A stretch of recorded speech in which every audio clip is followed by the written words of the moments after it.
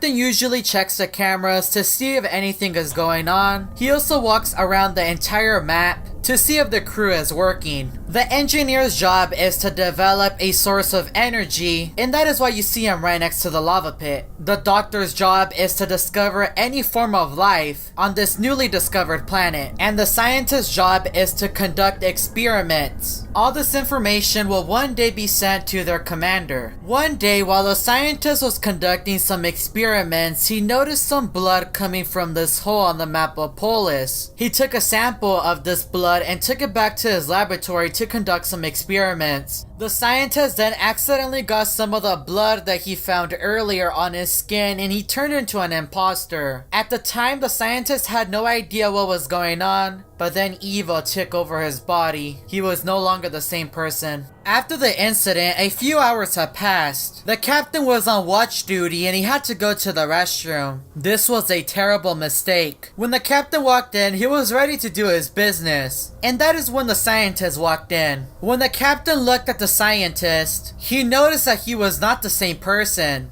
And that is when the scientist pulled out his knife and killed him.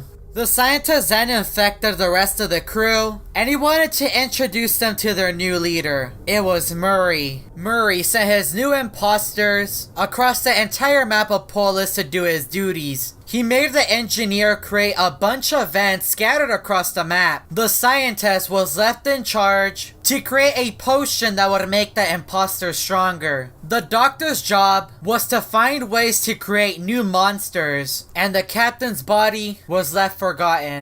He was lonely and afraid because he had no one to talk to. It was just him alone, in a world where he could not communicate with his friends and family. All he would do was watch the crewmates get to work and further expand their colonies. One day, the captain was wandering around in one of the darkest corners of Polis. All he could think about was hopefully one day making it back to the crew, but he knew there was no hope for him. He then saw a beam of light appear right in front of his face. It was Chrono. The captain stared at Chrono and was in disbelief. Chrono then asked the captain what was wrong. The captain let him know about all his problems and how he would do anything to return back to the crew. The captain really disliked the idea of being forgotten, and Chrono offered the captain a choice that he could turn down if he liked. Chrono then offered the captain a new ghost body that would give him arms. He would still be a ghost, but at least he would be able to move things. The captain accepted the offer. Chrono then told the captain that if he would sabotage the crewmates and ruin their plans, he would reward him with a better and newer body. The captain thought about it for a second. He then told Chrono that he was not sure, because he still liked and missed his crew. Chrono then told the captain that if his crew cared about him, they would have retrieved his body. The captain realized for a moment that Chrono did have a point. Chrono told them just think about it, and vanished. The captain now had a new body, and was very excited at the thought that maybe one day, he could receive a more advanced and better body that would allow him to see his friends once again.